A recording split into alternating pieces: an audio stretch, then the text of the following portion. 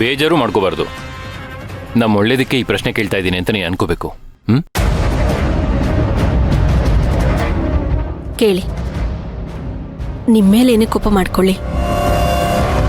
ನಿಮ್ಮ ಜಾಗದಲ್ಲಿ ಬೇರೆ ಯಾರೇ ಇದ್ದಿದ್ರು ಮದ್ವೆ ನಿಂತೋದ ತಕ್ಷಣ ನನ್ನನ್ನಲ್ಲೇ ಒಂಟಿಯಾಗಿ ಬಿಟ್ಟು ಬರ್ತಿದ್ರು. ನೀವೇನು ಅಂತ ನನಗೆ ಚೆನ್ನಾಗಿ ಗೊತ್ತು. ಅದೇನು ಕೇಳಿ. ನೀನು ಅನಾಥೆ, ನಿನ್ಗೆ ಯಾರೂ ಇಲ್ಲ, ಯಾವುದೋ ಒಂದು ಅನಾಥಾಶ್ರಮದಲ್ಲಿ ಬೆಳೆದೆ ಅಂತ ಹೇಳಿದ್ದೆ ಅಲ್ವಾ? ಅದೇ ಸತ್ಯ. ಈಗ ಯಾರೋ ನಮ್ಮಿಬ್ಬರ ಮದ್ವೆನ ನಿಲ್ಲಿಸಿ ಸಕ್ಸಸ್ ಆಗಿದ್ದಾರೆ. ಅದ್ಯಾರು ಅಂತ ನಾವು ತಿಳ್ಕೊಬೇಕಲ್ವಾ? ಹೌದು, ತಿಳ್ಕೊಬೇಕು. ಮಂತ್ರ, ನಿನ್ಗೆ ಯಾರಾದರೂ ಶತ್ರುಗಳಿದ್ದಾರ? ಸ್ವಲ್ಪ ಚೆನ್ನಾಗಿ ಯೋಚನೆ ಮಾಡಿ ಹೇಳು. ನನ್ಗೆ ಆ ಥರ ಶತ್ರುಗಳಂತ ಯಾರೂ ಇಲ್ವಲ್ಲ. ಇಷ್ಟು ಬೇಗ ಮರ್ತ್ಬಿಟ್ಟ ಮಂತ್ರ. ಇಂಥ ಸಣ್ಣ ಸಣ್ಣ ವಿಚಾರಗಳನ್ನ ತುಂಬ ಯೋಚನೆ ಮಾಡಿ ಅರ್ಥ ಮಾಡ್ಕೊಂಡು ಹೇಳಬೇಕು. ಇಲ್ಲಾಂದ್ರೆ ಇವೇ ನಮ್ಮ ಮುಂದೆ ಬಂಡೆಗಳಾಗಿ ನಿಂತ್ಕೊಳ್ತವೆ. ಯಾವ ವಿಷಯದ ಬಗ್ಗೆ ಕೇಳ್ತಿದ್ದೀರಾ? ಅರ್ಚನಾ ಮದುವೆ ನಿಲ್ಸಕ್ ಹೋಗಿ ನಿನ್ಮೇಲೆ ಅಪವಾದ ಹೊರಿಸಿದ್ಯಾರು? ನನ್ನ ತಂಗಿ ಕಿಡ್ನಾಪ್ ಆಗಿದ್ದಾಳೆ. ನನ್ನ ತಂಗಿ ಎಲ್ಲಿ ಅಂತ ಹೇಳು. ನಂಗೆ ಗೊತ್ತಿಲ್ಲ. ಎಲ್ಲಿ ಅಂತ ಹೇಳ್ತೀಯಾ ಇಲ್ವಾ? ಎಲ್ಲಿ ನನ್ನ ತಂಗಿ? ಅಯ್ಯೋ, ಆ ವಿಷಯ ಮರ್ತೇ ಹೋಗಿದ್ದೆ ನಾನು. ಆದ್ರೂ ನನ್ನ ಮೇಲೆ ಯಾಕೆ ಆ ರೀತಿ ದ್ವೇಷ ಸಾಧಿಸಿದ್ದಾರೆ ಅಂತ ನನಗೆ ಗೊತ್ತಿಲ್ಲ. ಅದಕ್ಕೆ ಕೇಳ್ತಿದ್ದೀನಿ ಮಂತ್ರ. ನಿಮ್ಮ ಊರು ಯಾವುದು? ನಿನ್ನ ಫ್ರೆಂಡ್ಸ್ ಯಾರು? ನಿನ್ನವರು ಅಂತ ಯಾರಿದ್ದಾರೆ?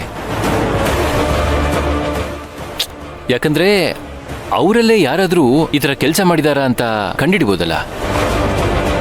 ನೀನು ನನ್ನನ್ನು ಮೀಟ್ ಮಾಡೋದಕ್ಕಿಂತ ಮುಂಚೆ ಯಾರ ಜೊತೆನಾದರೂ ಜಗಳ ಮಾಡ್ಕೊಂಡಿದ್ದ?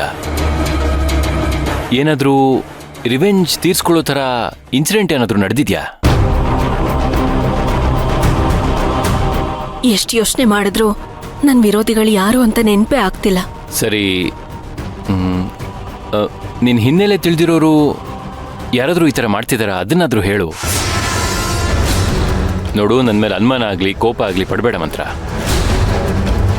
ನಾನು ಯಾಕೆ ಇದನ್ನು ಕೇಳ್ತಿದ್ದೀನಿ ಅಂತ ನಿನಗೆ ಅರ್ಥ ಆಗ್ತಿದೆ ಅಲ್ವಾ? ಪ್ಲೀಸ್ ಹೇಳು.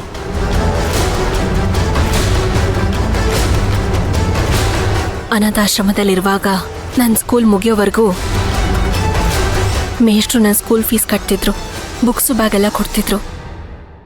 ಆಮೇಲೆ ಕಾಲೇಜಿಗೆ ಸೇರ್ಕೊಂಡಾಗ್ಲೂ ಒಬ್ರು ದಾನಿಗಳನ್ನ ಪರಿಚಯ ಮಾಡಿಸಿದ್ರು. ಅವ್ರು ನನಗೆ ಸಹಾಯ ಮಾಡಿದ್ರು. ಡಿಗ್ರಿ ಮುಗಿಯೋವರೆಗೂ ನನಗೆ ಓದಕ್ಕೆ ಹೆಲ್ಪ್ ಮಾಡಿದ್ರು. ಡಿಗ್ರಿವರೆಗೂ ಓದಿದ್ದು ತುಮಕೂರಲ್ಲಿರೋ ಒಂದು ಕಾಲೇಜಲ್ಲಿ. ಆಮೇಲೆ ಮಾಸ್ಟರ್ ಡಿಗ್ರಿ ಕರ್ನಾಟಕ ಯೂನಿವರ್ಸಿಟಿಲಿ ಮಾಡಿದೆ. ಎಲ್ಲೆಲ್ಲೋ ಕೆಲಸಗಳನ್ನ ಮಾಡಿದೆ. ಕೊನೆಗೆ ನಿಮ್ಮ ಹತ್ರ ಬಂದೆ. ಇಷ್ಟೇ ರೀ ನಡೆದಿದ್ದು. ಅವಳು ಹೇಳಿದ್ದನ್ನ ನಾವು ಕಣ್ಮುಚ್ಕೊಂಡು ಒಪ್ಕೊಂಡ್ರೆ ತಾನೆ ಡೈರೆಕ್ಟ್ ಆಗಿ ಚೆಕ್ ಮಾಡಿದ್ರೆ ಸುಳ್ಳ ನಿಜಾನ ಅಂತ ಗೊತ್ತಾಗೋಗುತ್ತೆ.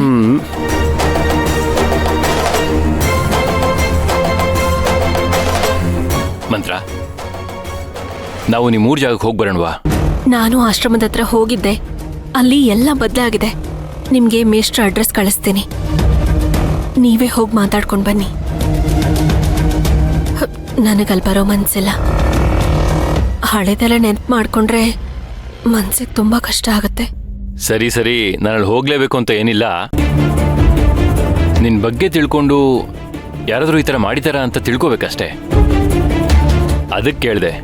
ನೀವು ಕೇಳಿದ್ದಕ್ಕೆ ನಾನು ಹೇಳಿದ್ನಲ್ಲ, ಒಳ್ಳೇದಾಯ್ತಲ್ಲ. ಯಾವಾಗಲೂ ಲೈಫ್ ಪಾರ್ಟ್ನರ್ ಬಗ್ಗೆ ಎಲ್ಲ ವಿಷಯನೂ ಗೊತ್ತಿರಬೇಕು. ನಾನು ಅರ್ಚನಾ ಅವರು ಪೊಲೀಸ್ನ ಮೀಟ್ ಆಗಿ ಎಲ್ಲ ಡೀಟೇಲ್ಸ್ನೂ ಕೊಟ್ಟು ಬಂದಿದ್ವಿ. ನೋಡೋಣ, ಅವರು ಎಲ್ಲ ಕಡೆ ಡೀಟೇಲ್ಸ್ ಕೊಟ್ಟಿದ್ದಾರೆ. ಇನ್ವೆಸ್ಟಿಗೇಷನ್ ನಡೀತಿದೆ. ಯಾರು ಏನು ಅಂತ ಗೊತ್ತಾಗತ್ತೆ. ನಾಳೆ ದಿನ ಅವನು ಯಾರು ಏನು ಅಂತ ಗೊತ್ತಾದಾಗ ನಾವು ಡೆಫಮೇಷನ್ ಕೇಸ್ ಹಾಕ್ಬೋದು. ಗುಡ್, ಒಳ್ಳೆ ಕೆಲಸ ಮಾಡಿದ್ಯಾ. ಅರ್ಚನಾ ನಿಂಗೆ ಇಷ್ಟೆಲ್ಲ ಸಪೋರ್ಟ್ ಮಾಡ್ತಿರೋದು ನೋಡಿ ನಂಗೆ ತುಂಬ ಖುಷಿ ಆಗ್ತಿದೆ. ಸುಶಾಂತ್, ಹಾ ಬಂದೆ ಅಮ್ಮ.